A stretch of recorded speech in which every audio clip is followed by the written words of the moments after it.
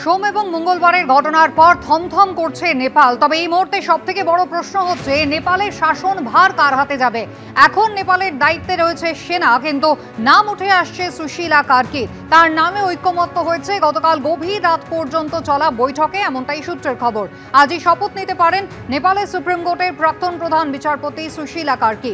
গতকালই সুশীলা কার্কিকে সমর্থনের কথা জানিয়েছেন কাঠমান্ডুর মেয়র বালিন শাহ। আজও নেপালের পরিস্থিতি থমথমে রয়েছে। কারফিউর মেয়াদ কিন্তু দফায় দফায় বাড়ানো হচ্ছে। কাঠমান্ডু, ললিতপুর, ভক্তপুরের মতো এলাকায় কারফিউর মেয়াদ বেড়েছে। আগামীকাল সকাল ৬টা পর্যন্ত কারফিউ চলবে, যদিও দুদফায় কারফিউ শিথিল করার ঘোষণাও করা হয়েছে।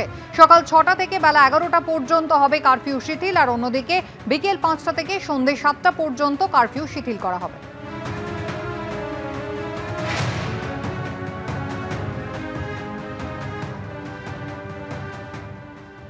যুব সমাজের গণ অভ্যুত্থানে কার্যত ধসে পড়েছে নেপালের সরকার। একাধিক জায়গায় পুড়ে ছাই হয়ে গিয়েছে সরকারি এবং বেসরকারি সম্পত্তি। নেপালের অ্যাটর্নি জেনারেলের অফিস থেকে শুরু করে ভারত নেপাল সীমান্তের ইমিগ্রেশন অফিস। মাত্র ২-৩ দিনের বিক্ষোভের আজ সেই সমস্ত জায়গায় একেবারে স্পষ্ট। ভেঙে চুরে চুরমার হয়ে গিয়েছে সবকিছুই। গ্রাউন্ড জিরো থেকে সেই সব ভয়ঙ্কর ছবি তুলে ধরেছেন আমাদের প্রতিনিধিরা। বিপ্লব, গণ অভ্যুত্থান, জেনজির রেভলিউশনে গদি ছেড়েছে কেপি ওলির সরকার। সেই সঙ্গে কার্যত ছত্রখান হয়েছে গোটা দেশ। পুড়ে ছাই হয়েছে সরকারি বেসরকারি শয়ে শয়ে সম্পত্তি। এই হলো নেপালের সুপ্রিম কোর্টের অ্যাটর্নি জেনারেলের অফিস, যা বর্তমানে কার্যত ধ্বংসস্তূপে পরিণত। আপাতত ভেঙে চৌচির এখানকার অফিসের জানালা, পুড়ে ছাই অফিসের কনফারেন্স রুম। চেয়ার টেবিল বলতে পড়ে রয়েছে শুধু কাঠামোটাই। ये कॉन्फ्रेंस रूम की सभी चेयर्स जलकर खाक हो गई हैं। ये एक हॉल था, ऑडिटोरियम था छोटा, ये देखिए सिर्फ लोहे के फ्रेम कुर्सियों के बचे हैं, बाकी कुछ भी नहीं बचा है। इस तरफ कोई भी कार्यक्रम करना हो तो उसके लिए ये छोटी सी स्टेज लगाई गई थी। यहाँ पर जब इस ऑडिटोरियम को आग लगाई गई, लगता है कि साउंड प्रूफ दीवारें थी इसकी, क्योंकि इसे आलिशान तरीके से तैयार किया गया होगा। अटॉर्नी जनरल के ऑफिस में इस तरह के कार्यक्रम होते रहते हैं कि कम से कम आपको 50-100 सीट के एक इस तरह के सभागार की ज़रूरत पड़ती है, लेकिन इसमें लगी आग ने सब कुछ तबाह करके रख दिया है। ग्राउंड फ्लोर का ज़्यादा नुकसान हुआ है। अंडरग्राउंड में जो हमारा गाड़ी रखे हैं वहाँ से 2-3 गाड़ी तो पूरे जल चुके हैं। ऊपर पूरे ऑफिस रूम में सब में जो कंप्यूटर है, जो डेस्कटॉप है, वो सब ले गए हैं। वो लोग सब नष्ट कर दिए हैं। उनमें से ऐसा है कि लगता है कि कोई प्री प्लान है। जो सीपीयू में ड्राइव होता है, हार्ड ड्राइव, वो नहीं है। নেপাল সীমান্ত পেরোলেই ইমিগ্রেশন অফিস। গত কয়েকদিনে ঠিক কি পরিমাণে তাণ্ডব চলেছে গোটা নেপাল জুড়ে তার ছোট্ট নিদর্শন এই ইমিগ্রেশন অফিস, যা ইতিমধ্যেই কার্যত ছত্রখান। পরশুদিন প্রথমে এই সেন্টার ভাঙচুর করা হয় এবং এখন আমরা দেখতে পাচ্ছি এখানে সমস্ত কাগজপত্র সেগুলো সব কিন্তু ছড়িয়ে ছিটিয়ে পড়ে রয়েছে। অভিবাসন অফিস থেকে একটু এগোলেই কাকুরভিটা স্বাস্থ্য কেন্দ্র। তাণ্ডব চলেছে এখানেও। এই হেলথ ডেস্কেও কিন্তু একেবারে ভাঙচুর চালানো হয়েছে। আমরা দেখতে পাচ্ছি সমস্ত কিছু ভেঙে একেবারে গুড়িয়ে দেওয়া হয়েছে। গত 2 দিন ধরে এখানকার সমস্ত কাগজপত্র সব এখানে এইভাবে ছন্নছাড়া হয়ে পড়ে রয়েছে। খুবই খারাপ অবস্থা এবং গোটা নেপাল জুড়ে কি তাণ্ডব লীলা চলেছে এই ছবি কিন্তু তার স্পষ্ট প্রমাণ। সরকারি সম্পত্তির পাশাপাশি ব্যাপকভাবে ক্ষতিগ্রস্ত হয়েছে বেসরকারি সম্পত্তিরও। সূত্রের খবর, নেপাল জুড়ে বিখ্যাত সুপার মার্কেট চেন ভাটেনির আওতায় থাকা 28টি স্টোরের মধ্যে অক্ষত অবস্থায় রয়েছে মাত্র 7টি। দেদানে চলেছে লুটপাট, যার জেরে কাজ হারিয়েছেন হাজার হাজার মানুষ। সব মিলিয়ে কোটি কোটি টাকার সম্পত্তি ধ্বংস। ফের কবে ঘুরে দাঁড়াতে পারবে প্রতিবেশী রাষ্ট্র? উজ্জ্বল মুখোপাধ্যায় রিপোর্ট, এবিপি আনন্দ, নেপাল। এ রাজ্যে কাজ আছে কিন্তু দাম নেই। নেপালে পয়সা বেশি পাওয়া যায়। নেপাল থেকে প্রাণ নিয়ে ফিরে এবিপি আনন্দকে জানালেন উত্তর দিনাজপুরের পরিযায়ী শ্রমিকরা। পরিস্থিতি স্বাভাবিক হলে যদি ফিরতে দেয় প্রশাসন, তাহলে ফের তারা যেতে চান নেপাল। কাজ আছে কিন্তু কাজের দাম নাই, সস্তা কাজ, কম পয়সা দিয়ে কাজ করাই। আমাদের পশ্চিমবঙ্গে তো কাজ আছে, কিন্তু ওখানে যে কাজ করবো 200-300 টাকা দিনে মজদুরি পাওয়া যায় ওখানে। রাজনীতিবিদরা বহাল তবিয়তে দিন কাটাচ্ছেন, অথচ দেশে কাজ নেই। নেপালের যুব প্রজন্মের ক্ষোভে ফেটে পড়ার অন্যতম কারণ হলো কর্মসংস্থানের অভাব। আর যে নেপালে কাজ নেই সেই নেপালে রুজি রুটির জন্য গিয়ে এখন উত্তাল পরিস্থিতির জেরে ভয়ঙ্কর সমস্যায় পড়েছেন পশ্চিমবঙ্গের বাসিন্দারা। নেপাল থেকে দেশে ফেরার লম্বা লাইন, এই লাইনের মধ্যে যারা দাঁড়িয়ে রয়েছেন তাদের অধিকাংশই কিন্তু পরিযায়ী শ্রমিক। কারুর বাড়ি রায়গঞ্জ, কেউ বা থাকে মালদা, কারুর বাড়ি শুধু দক্ষিণ 24 পরগনা। কাজ করছিলাম, হঠাৎ করে এটা বন্ধ হয়ে গেল, ঝামেলা শুরু হয়ে গেছে। এখন খাওয়া দাওয়ার কিছু না, মানে বসে বসে করবো কি, এখন বাড়ি যাচ্ছি। দুটো বাড়তি পয়সার জন্য পশ্চিমবঙ্গ থেকে ভিন রাজ্যে যাওয়া পরিযায়ী শ্রমিকদের নিয়ে বারবার রাজনৈতিক বিতর্ক হয়, কিন্তু কাজের জন্য নেপালে কেন যেতে হয় স্পষ্ট করে দিলেন পরিযায়ী শ্রমিকরাই। আচ্ছা, পশ্চিমবঙ্গে কি আপনারা কোনো কাজ পান না যার জন্য আপনাদের নেপালে আসতে হয়? কাজ আছে কিন্তু কাজের দাম নাই, সস্তা কাজ, কম পয়সা দিয়ে কাজ করাই। এখানে পয়সা একটু বেশি পাওয়া যায়, তার জন্য আমরা আসি। কত করে পেতেন? নেপালি 1000 টাকা।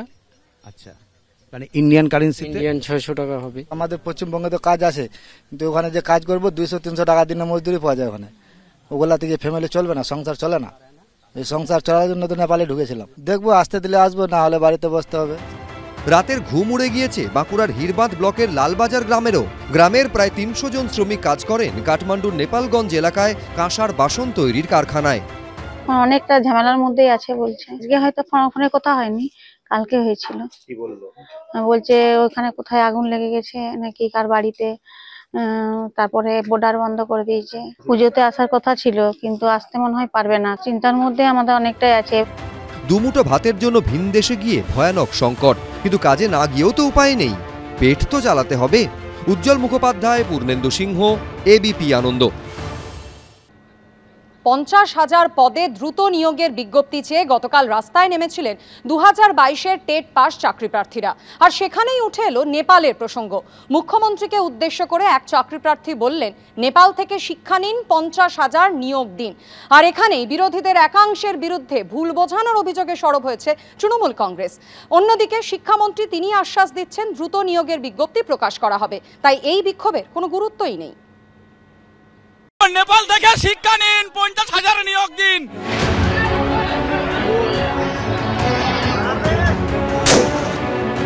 48 ঘন্টা আগে প্রতিবেশী নেপালের গণবিদ্রোহের ছবি দেখেছে গোটা দুনিয়া। জেন জি আন্দোলনকারীদের হাত থেকে ছাড় পাননি সে দেশের প্রধানমন্ত্রী, প্রাক্তন প্রধানমন্ত্রী, মন্ত্রীরাও।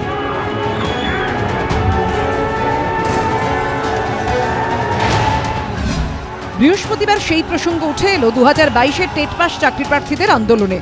নেপালের পরিস্থিতির প্রসঙ্গ তুলে কার্যত হুঁশিয়ারি দিতে দেখা গেল চাকরি প্রার্থীদের। মাননীয় মুখ্যমন্ত্রীর কাছে এটাই বলবো, নেপাল থেকে শিক্ষা নিন, 50,000 নিয়োগ দিন। যুব সমাজ রেখে গেলে আপনি কিন্তু রাজ্যকে আর বাঁচাতে পারবেন না। নেপালে ওলি সরকারের বিরুদ্ধে দুর্নীতি, স্বজন পোষণের পুঞ্জীভূত ক্ষোভই বেরিয়ে এসেছিল মঙ্গলবার। আর এদিন কলকাতায় টেট পাস চাকরি প্রার্থীদের আন্দোলনে উঠল দুর্নীতির প্রসঙ্গ, উঠল স্বজন পোষণের প্রসঙ্গ। আন্তর্জাতিক পরিস্থিতি দেখেছেন আপনারা, স্বজন পোষণ, দুর্নীতি আর বেকারত্ব এই রাজ্যে প্রাসঙ্গিক। 3টি কারণে নেপালে কিন্তু এত বড় একটা মানে আন্দোলনের মাধ্যমে, গণ আন্দোলনের মাধ্যমে সরকার উৎখাত হলো। সেখানে দুর্নীতি, বেকারত্ব আর নেপোটিজম মানে স্বজন পোষণ, আর এই 3টে ওয়ার্ড কিন্তু পশ্চিমবঙ্গে প্রাসঙ্গিক। মুখ্যমন্ত্রী, শিক্ষামন্ত্রী দুর্নীতিমুক্ত নিয়োগ দিন, বেকারত্বদের কর্মসংস্থান, সবাই সুখে থাকুক, এটা চাই আমরা। আমরা চাই না নেপালের মতো পরিস্থিতি হোক। এই স্লোগান হুঁশিয়ারি নিয়েই শুরু হয়েছে রাজনৈতিক চাপানুতোর। এখানকার যারা স্থানীয় বিরোধী দল আছে তারা ওদেরকে উস্কানি দিচ্ছেন। আমি বলবো, আপনারা আন্দোলন করছেন, এটা একটা সম্পূর্ণ নিজেদের ব্যাপার। সেখানে বিদেশের একটা যে আবহাওয়া সেটাকে তুলে আনবেন না, এটা অত্যন্ত ভয়ঙ্কর। কারণ সবার আগে দেশ, সবার আগে রাজ্য, সবার আগে মাতৃভূমি। 50,000 শূন্যপদে নিয়োগের দাবিতে এদিন 2022-এর টেট উত্তীর্ণদের বিক্ষোভ আছড়ে পড়ে বিধানসভা চত্বরে। শিক্ষাশ্রী, কন্যাশ্রী সমস্ত কিছু আছে, তাহলে এবার আমাদের জন্য চিতাশ্রী আমি একটা প্রকল্প চালু করে আমাদের মৃত্যু দিন, না হলে আমাদের 50,000 শূন্যপদে নিয়োগ চাই আমরা। এসপ্ল্যানেড মেট্রোর গ্রিন লাইনের স্টেশন থেকে বেরিয়ে চাকরি প্রার্থীরা বিক্ষোভ দেখাতে গেলেই প্রথমে বাধা দেয় পুলিশ, কিন্তু সেখান থেকে আন্দোলনকারীরা বিধানসভার দিকে দৌড়তে শুরু করেন। মমতা বন্দ্যোপাধ্যায় একাই ফাঁসবে এই রাজ্যটাই একাই ফাঁসবে, শান্তি সৃষ্টি করছে মমতা বন্দ্যোপাধ্যায়ের এই পুলিশ। বিধানসভার 2 নম্বর গেটের সামনে বসে পড়েন টেট পাস চাকরি প্রার্থীরা। এরপর শুরু হয় ধরপাকড়, টেনে হিঁচড়ে কখনো চেংদোলা করে আন্দোলনকারীদের তুলে দেয় পুলিশ, কোথাও পুলিশের পা ধরে কেঁদে ফেলেন চাকরি প্রার্থীরা। পুলিশ অত্যাচার করেছে, আমি এর নিন্দা করি এবং প্রতিবাদ করি। আমি বিধানসভায় থাকলে আমি ওদের সঙ্গ নিয়ে পুলিশকে প্রতিবাদ করতাম। এই একটা 50,000 51,000 ভ্যাকেন্সি বলে খাইয়ে দেওয়া হচ্ছে, এইটার কোনো মানে নেই। জেলা স্তরে ভ্যাকেন্সি নির্ণয়ের কাজ প্রায় শেষ, খুব শীঘ্র এটা নিয়ে নোটিফিকেশন হবে। এই আন্দোলনে এখন আর কোনো যৌক্তিকতা আছে বলে আমার অন্তত মনে হচ্ছে। সব মিলিয়ে ধুমধুমার পরিস্থিতি। সুকান্ত মুখোপাধ্যায়, আবির দত্ত, সৌমিত্র রায়ের রিপোর্ট, এবিপি আনন্দ।